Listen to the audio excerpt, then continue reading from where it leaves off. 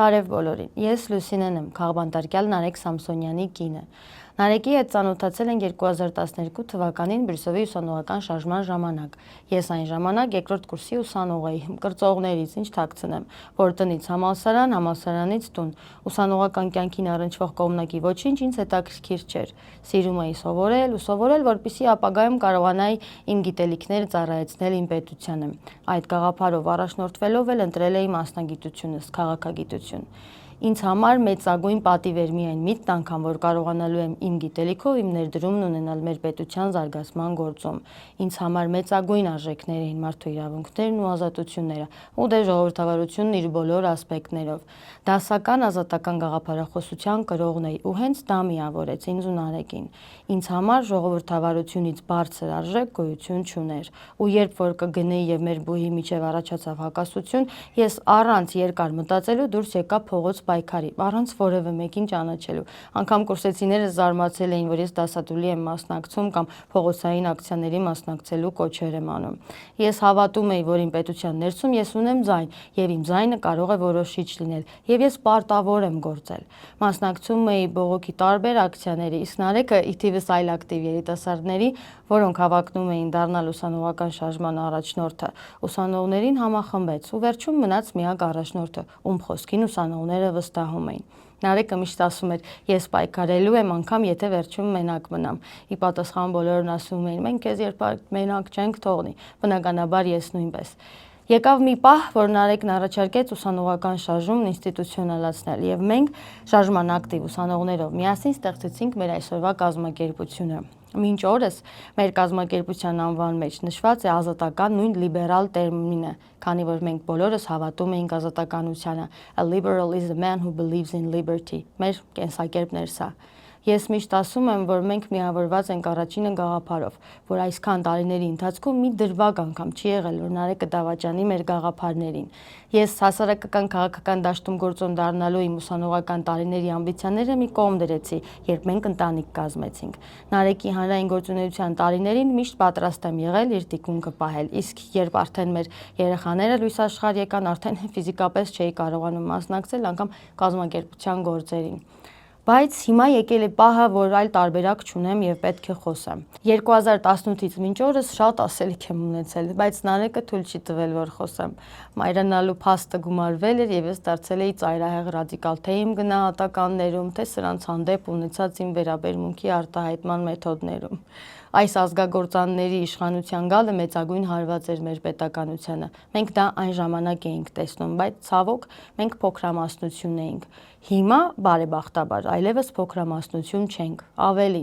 այնպիսի մեծամասնություն ենք, որից, ինչպես ամուսինս է ասում, այս բորինիների իշխանությունն իր ամբողջ կազմով անասելի վախենում է։ Իսկ վախը մարդուն դրդում է ամենաստոր քայլերի, միայն թե պահպանեն այն, ինչը կորցնելուց վախենում են։ Այս պարագայում դա իշխանությունն է։ Իսկ իրենց իշխանությունը սրանք պահում են բացառապես ուժայինների միջոցով, եւ դա իհարկե միջազգային հանրության լուր համաձայնությամբ։ Սրա պատճառն էլ ինձ համար պարզ է։ 2018-ի իշխանազավթումից հետո մեր ինքնիշխանությունը վաճառել են թուրք-ադրբեջանական շահերը սպասարկող ուժերին, որպեսզի Հայաստանը կարողանան օգտագործել որպես զենք տարածաշրջանում Ռուսաստանի ազդեցությունը վերացնելու համար։ Այդ իսկ պատճառով մինչ օրս միջազգային հանրությունը աչք է փակում Հայաստանի Հանրապետությունում մարդու իրավունքների անդադար ոտնահարումների վրա։ Ես զուգադիպություն չեմ համարում այն, որ ամուսնուս եւ Վազգենի ձերբակալումից օրեր առաջ ԵՄ անդամ պետությունների դեսպանները նույն օրը նույն օրակարգերով հանդիպել էին իշխանական վերնախավի հետ, ԱԺ փոխխոսնակի եւ դե գերագույն գլխավորի։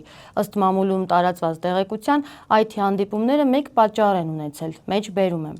ԵՄ անդամ երկրների դեսպանները, որոնք վերջին օրերին տարատեսակ հանդիպումներ են ունեցել իշխանության ներկայացուցիչների հետ, համապետական ընտրությունների նախաշեմին փորձում են իրենց փայը ստանալ Հայաստանի Հանրապետության իշխանություններից, դրա դիմաց խոստանալով, որ նախընտրական ճնշումների եւ ընտրակեղծիքների վրա աչք կփակեն եւ կարձանագրեն ժողովրդավարական ընտրությունների փաստը։ Պահանջը հետեւյալն է. Հայաստանը պետք է ԵՄ-ին անդամակցելու հայտը պաշտոնապես ձևակերպի։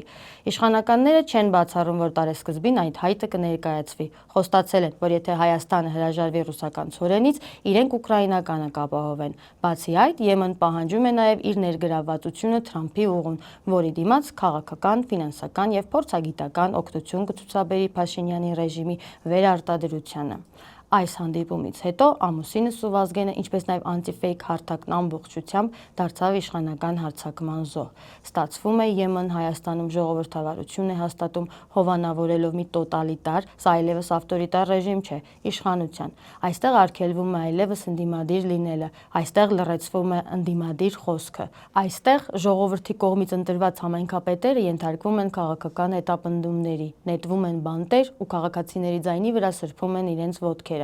Այստեղ արժեխոսնակը կարող է իր թիկնապաններին հրահանգել բռնել իրեն քննադատող քաղաքացու ձեռքերը, անշարժացնել նրան եւ թքել երեսին։ Այստեղ իշխանական պատգամավորները կարող են հանրային բաց քննարկման ժամանակ սպառնալ իրենց ընդդիմախոսի ականջը կտրել եւ այսպես շարունակ։ Այստեղ կարող է հետապնդվել եկեղեցին, այստեղ բանսարկությունների զոհ կարող են դառնալ բարձրաստիճան հոգեվորականները, որոնք սիրում են իրենց պետությունն ու ժողովրդին, ովքեր թշնամու դեմ հանդիման միայնակ չեն թողնում իրենց զավակներին։ Այնպես որ Հայաստանը մեր պետությունը դարձել է գերտերությունների ձեռքի խաղաքարտը, որը մեկը մյուսի դեմ օգտագործելով փորձում է իր դիրքերն ամրապնդել։ Իսկ նման պարագայում Նարեկն ու Վազգենը եւ առհասարակ անտիֆեյք հարթակը մեծագույն վտանգ է, քանի որ Նարեկին եւ Վազգենին լսում են լայն զանգվածները եւ իշխանությունների գործը դժվարանում է, այլևս չեն կարողանում հեշտությամբ մոլորեցնել մարդկանց։ Ամուսնուս եւ ինձ համար Western Democracy ասվածն արժեք է եղել, եւ մենք մեր կրթությունը ստացել ենք ԵՄ կողմից ֆինանսավորվող ծրագրերով։ Հավատացել ենք, որ պետությունների կայացման միակ ճանապարհը ժողովրդավարությունն է, բայց ավաղ այսօր այն թիկունք է մի բռնապետի, ով իր իշխանությունից ավել ոչինչ չի սիրում։ Երկուսս Բրյուսովի համալսարանն ավարտելուց հետո մեր կրթությունը շարունակել ենք CES-ում, որի շրջանակներում ուսանել ենք Վրաստանի Իվանե Ջավախիշվիլիի անվան համալսարանում։ Ժողովրդավարացում եւ մարդու իրավունքների մագիստրոսի աստիճան ունենք եւ այսօր մենք հետապնդվում ենք տոտալիտար իշխանության կողմից ժողովրդավարության ջատագովների համաձայնությամբ։ Ասում եմ մենք, քանի որ այս հետապնդումը, որն առաջինը չէ իդեպ, միայն ամուսնուս դեմ չէ, իր արտաբերած որևէ խոսքի հետույք բառի օգտագործման պատճառով չէ, սա ավելին է։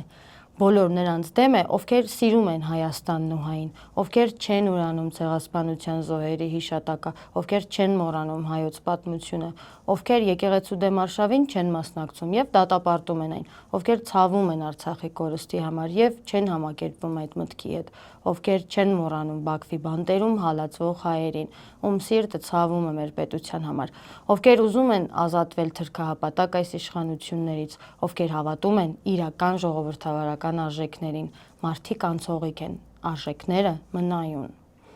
Ես եւ մեր մանկահասակ երեխաներն անասելի հպարտ ենք մեր պապայով, որն իր խոսքով պայքարել է եւ պայքարում է մեր պետության պահպանման համար, որն այս օրերին առավել սաստիկ կրում է զրկանքներ, որոնք ոչ թե մեզ ցավ են պատճառում, այլ ստիպում են գլուխներս բարձր պահել եւ հպարտանալ։ Սա մեզ հավելյալ ուժ է տալիս։ Այս տեսաուղերձով չեմ սահմանափակվելու, շարունակելու եմ այս եւ այլ ֆորմատներով խոսել ձեզ հետ։ Ձեզ պատմելու եմ մեր մասին, մեր անցած ուղու մասին, խոսելու եմ այն ամենի մասին, ինչը երբեք չենք հանրայնացրել։ Նման ձևաչափով հանրությանը դիմելն ինձ համար նորություն է, խիստ չդատեք։ Կանգնեք կողքիս, կանգնեք միասին պայքարենք Հայաստանի Հանրապետությունում մարդու իրավունքների ոտնահարման շարունակվող պրակտիկային վերջ դնելու, մեր պետությունը, մեր Հայաստանի երրորդ հանրապետությունը ժողովրդավարացման հունի մեջ դնելու ամուսնուս պայքարը շարունակելու հարցում։ Վհատվելու պահը չէ, այդ պահը վաղուց անցել է 44-օրյա պատերազմից հետո, անցել է Արցախը կորցնելուց հետո։ Չենք կարող թույլ տալ, որ մեզ վախեցնելով, լռեցնելով